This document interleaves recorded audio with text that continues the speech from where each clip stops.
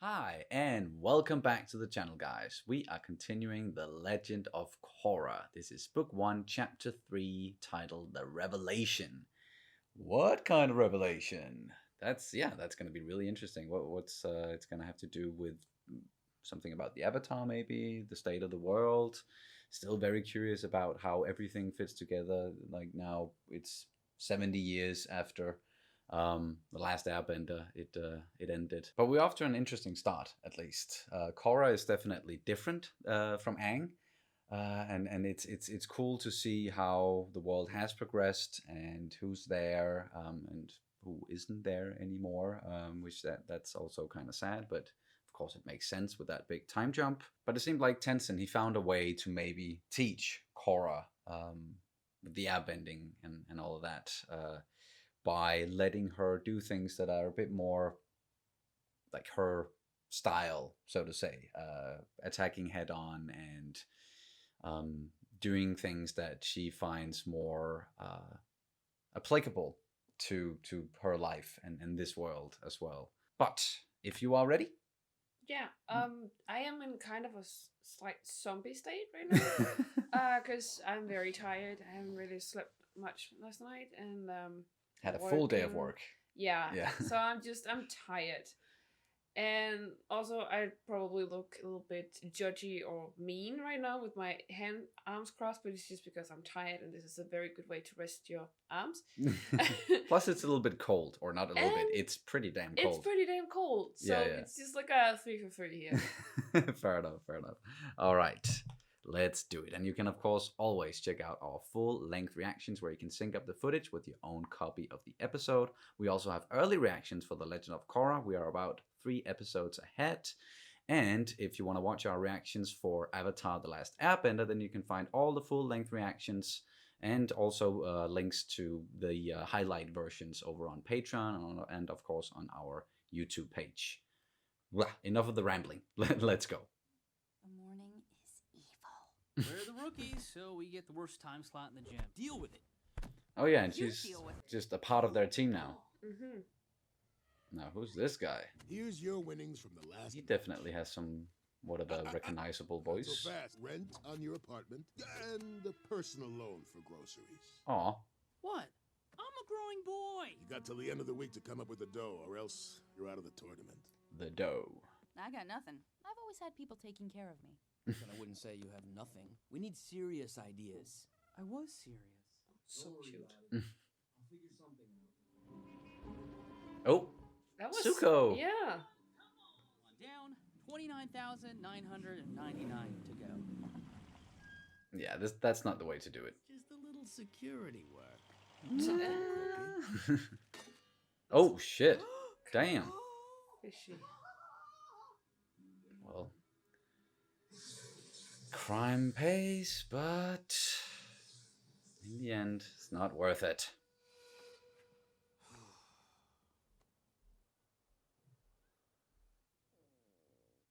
Whoa, I'm back. Picked up your favorite dumplings. No dumplings. Oh, I bet the little lovebird is making a house call. Good, light on your feet. Oh, she's doing it. He's cute. Korra, is that the handsome firebender boy that drives you crazy? Mm. Does he drive you crazy in a bad way? Or does he drive you Shut up. Oh, hey, Mako. Who's Naga? My best friend. And a great tracker.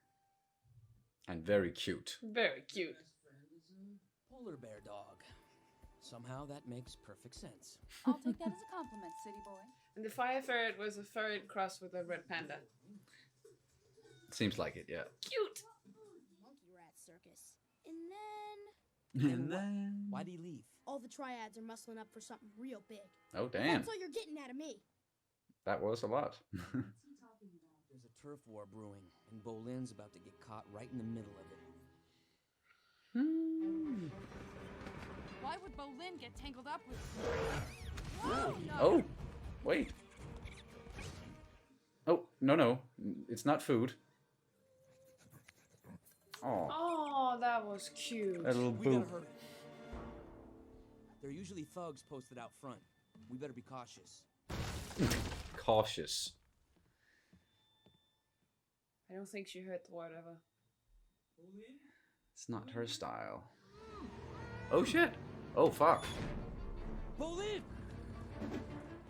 Who are these guys? Looks nice.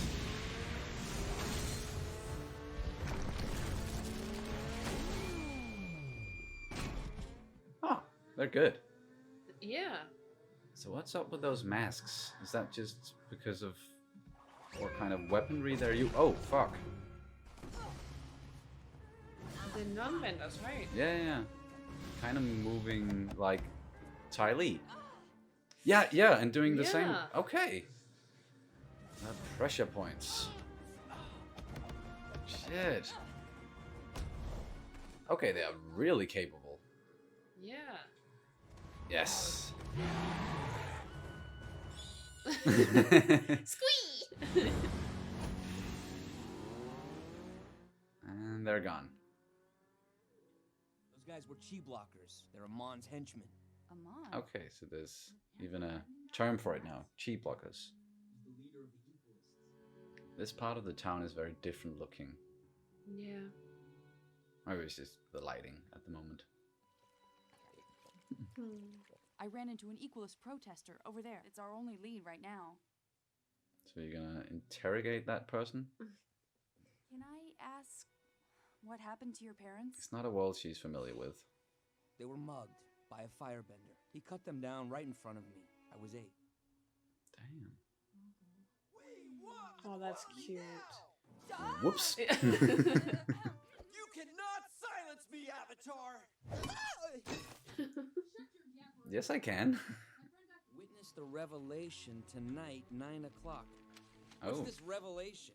the Nothing that revelation. concerns the likes of you two. Look at the backs. There's 4 different images. Is Oh. that Manhattan? Bingo. That must be where it's going down. Looks like it. I know a lot of people are saying it's probably closer to Tokyo City, but it's also very much like New York. I think most big cities in a certain time period. Yeah. No one gets in without an invitation. Oh. Invitation? Recognize that voice as well. Revelation is upon us, my brother and sister. He voiced a character in The Last Airbender. Don't remember the name, but he was the father of Haru. I think. Never seen so many in one place. Damn. Keep your eyes out for Bolin. Please welcome your hero, Amon!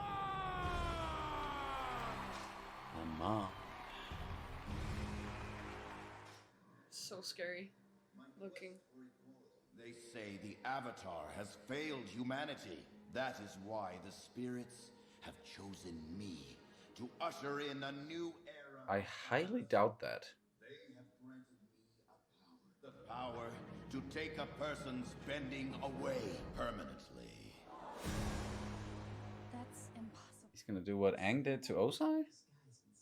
Please welcome Lightning Bolt Zolt, one of the most notorious criminals in Republic City. He can produce lightning? Oh shit.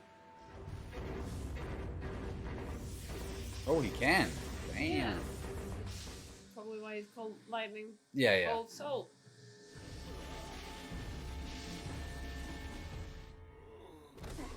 That was kind of like what Aang did.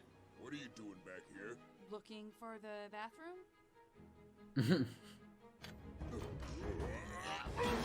Oh, there we go. Yeah, that helps. Thanks. This should be enough.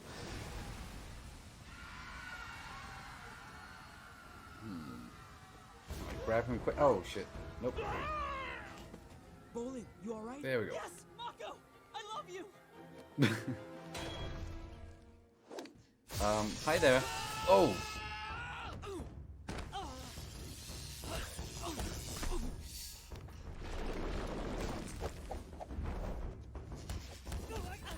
Damn, this whole thing about them not being equal to benders, like they're beating benders left and right. You benders need to understand. Oh. Yeah.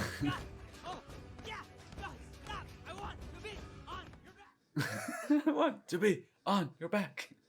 Let her go. She's the perfect messenger to tell the city of my power.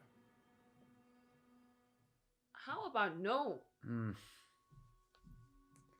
Don't know how Amon has achieved this power, but this means the revolution is more dangerous than ever. No bender is safe. Yeah, that upped the stakes significantly. Yeah. Damn. And that's the end of the episode. Yeah. Those Equalists, they are very dangerous, very capable. And Amon, he possesses the power to take away people's bending, which is something we only saw Aang do at the very end of The Last Airbender, and when he was able to take away Ozai's bending. But but whatever. As Tenzin said, it's only up until this point it has only been the Avatar who's Yes. been able to do that. And I don't even know if it has happened before Aang. Like if he was the first one to really do it, or if it might have happened like way in the past. But it was something that he learned from the lion turtle, and how your conviction has to be the strongest. Yeah. And it definitely seems like this guy, Amon, he has a very strong conviction about what he's doing is right. Mm-hmm. So maybe that has something to do with why he's able to, or why he possesses this ability. I don't buy that the spirits, or like all the spirits, contacted him and then told him to do this because the world is out of balance and so on, and we can't trust benders anymore. Like, because it's only been 70 years since the Avatar freaking saved the world with the help of benders. But yes, from other benders. So from the Fire Nation at least. And I can't imagine there has been complete peace ever since. No, maybe not 100%. Definitely not. And now things are more complicated in this world, as we've talked about before, compared to when it was when they were at war, and there was just pretty much one thing to focus on, and that was the Fire Nation. We don't want the Fire Nation to take over the world, and now there's a lot more going on. Yeah, it's really, really intriguing. It really is. It's I like that they're kind of making the enemy in this one so different from what we got in The Last Airbender. That it's a hidden enemy. It's someone that is more mysterious, that we don't know about, works in the shadows. I know that Ozai was literally in the shadows for the majority of The Last Airbender. We didn't get to see his face until like somewhere in book 2 or something. Yeah, or book 3 maybe even. Either way, I find this whole thing with Amon and the Equalists very intriguing, but I'm also very afraid for Korra and everybody else. Like what's going to happen, because we obviously know that benders, they aren't inherently bad. They can definitely do good, but they can also be corrupted. Of course. And we saw like some of the people that he took the bending away from was probably people who, like, the world is going to be a better place now that they don't have their bending. Like having someone like that first guy who can do the lightning, having him as the head of a crime organization, that's obviously not good. But still. Yeah, I totally get, but I also get he did say that he has been using non-benders as basically as slaves, exploiting them, and using their non-bending as a means of exploiting them. And I think, and I totally understand where he's coming from, Amon. This whole thing with, well, they don't bend, so, and if they don't have proper training, like his soldiers clearly do, they have a lot of proper training, like chi blocking. As I said, they're beating benders left and right. Yeah, as you said. Even the Avatar. Yeah, and but these are trained for it. But a lot of non-benders, they have nothing because they don't even have bending. Yeah, they have no defense against benders. No, much. And that makes them easy targets for corrupted souls. And there's a lot, and I think that's the downside of all like industrial revolutions and like progression and prosperity and stuff. There will always be like this dark side to it, like this Mm. the poor people being the poor and the disadvantaged. Yeah, people disadvan- getting exploited in different situations, and it does make Amon a very different villain from Osai once again, because you can kind of see where he's coming from, whereas Definitely. Osai and to some extent Azula as well, they were more pure evil in a sense. And now we can get into the whole thing about Azula and her upbringing and how she was damaged and all of that. But still, Osai, at least, he was more of a two-dimensional, just pure evil. Yeah. He wanted to take over the world and destroy a lot of it, become the Phoenix King, all that. This guy is coming from poverty, and he's been downtrodden. He wants to do something about it, and now he's definitely doing something. Yeah. So yeah, you can kind of see where he's coming from, and it's just very different, but also extremely intriguing. Yeah, but I think even though he comes from a good place, or well, it comes from a place of oppression, a person being oppressed, or like a Yeah. whole demography being oppressed. I think when people become dangerous, it's because when their conviction, as you said, Mm-hmm. when it's pure and it's extremist, so extremist that it's black and white, and you don't have those black or gray areas where it's like, of course you can be a good bender, like a Yeah. person, the airbenders, I think they were basically inherently Good. Good. Many of them, at least. Yeah. and a lot of waterbenders are good, and Yeah. with It's the just the notion that of course you can be a good person when you're a bender. You can also be a good person if you're a non-bender, and you can be a bad person and be a bender and a non-bender. So it's just people. yeah, And he is very black and white in the way that he's dealing with stuff that it deals in benders. absolutes. He's dealing in absolutes. What a Sith. He thinks that all bending should just stop. And I'm sure he has a bigger plan for that, and this is only the beginning.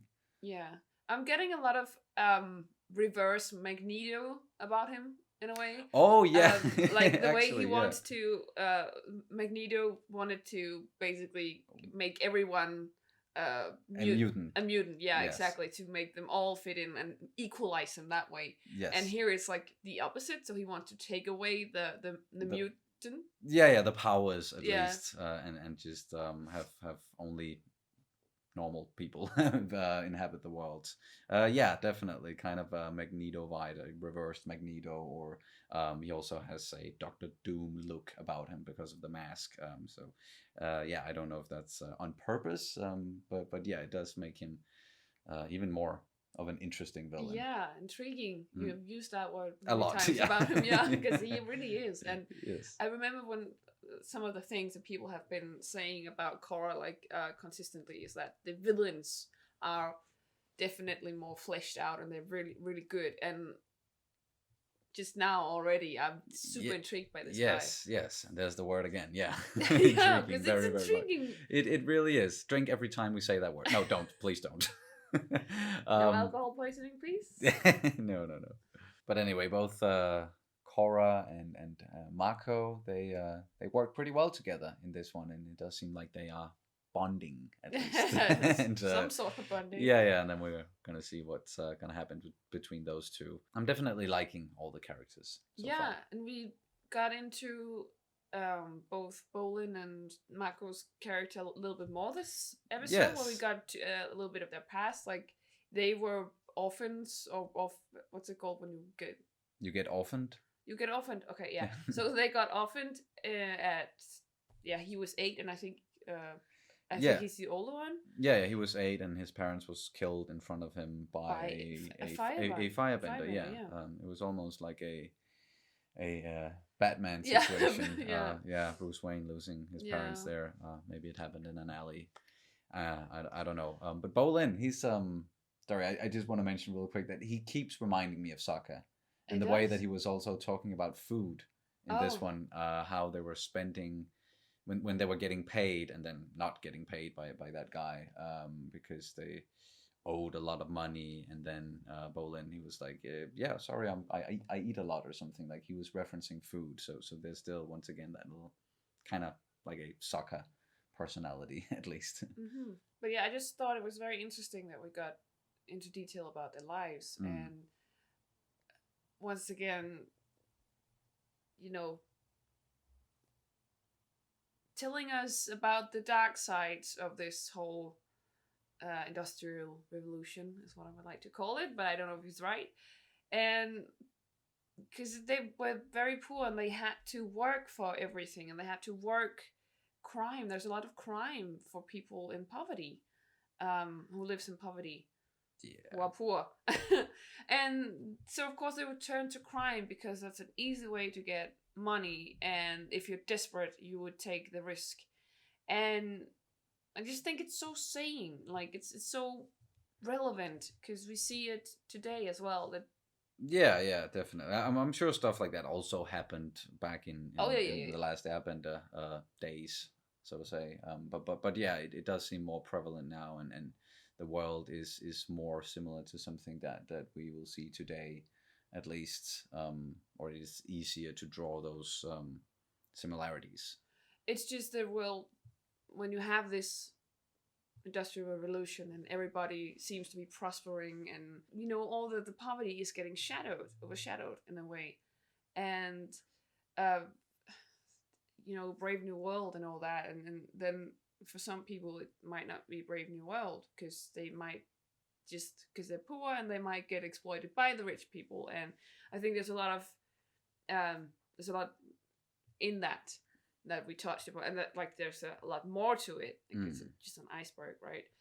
And I just think it's very nice that they touch upon it. And I think what's even more interesting was the way that Korra responded to it. Like, oh, you deal in crime, so you're criminal? Like, she judged him. And that just showed that she comes from a place of privilege. She's a very privileged woman. Yeah, she even said, like, when they were asking about money, like, do you, for example, have any Avatar money laying around? And he's like, no, I have nothing. I have nothing to my name. But then she was also like, because I've been taken care of my entire life. Yeah. And then Mako was quick to be like, well, then you don't have nothing. Like, no, that's not the definition of having nothing. No, exactly. And I just thought it was also very sane that people who come from a privileged background, they're often quick to judge people who are dealing with crime because of desperation and poverty. Yes. And exactly. I just thought it was so saying about like her character and and the others as well, and the state of the world right now. So yeah, I'm sure we're gonna get into way more stuff like that, and that's also something people have been telling us, that this series, The Legend of Korra, deals more in the gray areas compared to, once again, The Last Airbender. That was more black and white in a sense, where you can more clearly see the good guys and the bad guys. It was more easy to say what's right and what's wrong, and not really dealing that much in circumstances as much as in like, deep childhood trauma in a way. Yeah, well, it's probably gonna come. The childhood trauma is definitely gonna come. Yeah. We did get a little bit of it in this episode. So yeah, unless you have anything else. Alrighty, then that's gonna do it for this reaction and review of The Legend of Korra, Book 1, Chapter 3, The Revelation. Thank you guys so much for watching, and we'll see you as soon as possible. Bye. Bye.